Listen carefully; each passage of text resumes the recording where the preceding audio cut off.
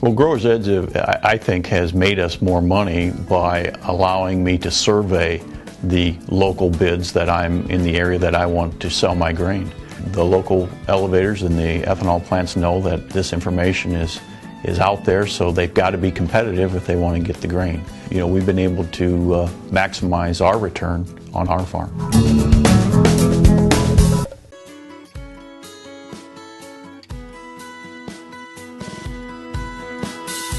Good afternoon, welcome to GrainTV. It's September 16th, 2014. I'm Logan Burgess, here to report on a relatively quiet day for the grains. Take a look here at the iPad, though, to see where the grains closed out today's trade session. We saw corn up 3/4 of a cent, soybeans moving lower, down 7 3/4. We had Chicago wheat down 4 1/4. If you haven't taken a look at our great iPad trading app yet, visit us over at grainhedge.com. You can take a free 2-week trial. It's been a great tool for producers during planting, and it will be once again here as we enter harvest, so take a look if you haven't yet.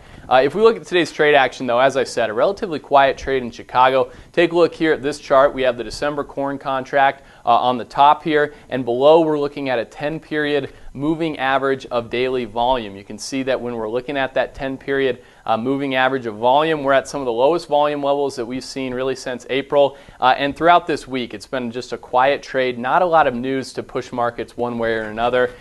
Tuesdays in particular, though, we don't get a lot of fundamental information as well, so not atypical on a Tuesday, but today in particular, very quiet trade. Soybeans just continued to drift lower. If you take a look here at the weekly chart of the November contract, we're still looking for a downside objective of around $9 on this contract. If you turn your attention, though, to corn, it remains a little bit differently. You can see that we had some lows back in 09 and back in 10 around current price levels, so there's an opportunity here to find some technical support. Low side of the trade range does sit around $3, and we have a lot of analysts looking for a low in this corn market between $2.80 and $3. Technically, though, it's different than soybeans. We're finally entering an area, as I said, where we could find some support.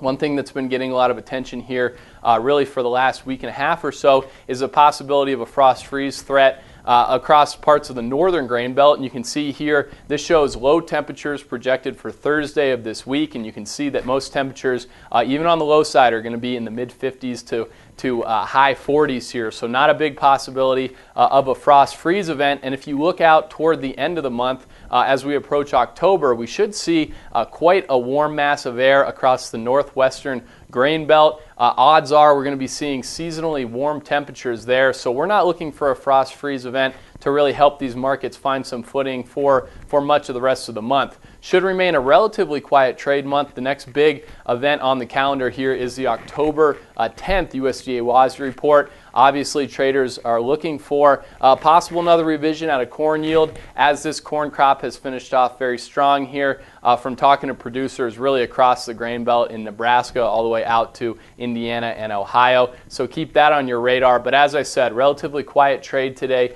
in the grains, a mixed trade. Corn found a little bit of support. Soybeans continued to show weakness. As I said, if you haven't taken a look at our great mobile trading app, it's a great tool here as we're entering harvest. Visit us over at grainhedge.com if you want to take a look, or as always, call the office. Number is 877-472-4607. Have a great rest of your night. We'll see you back here tomorrow.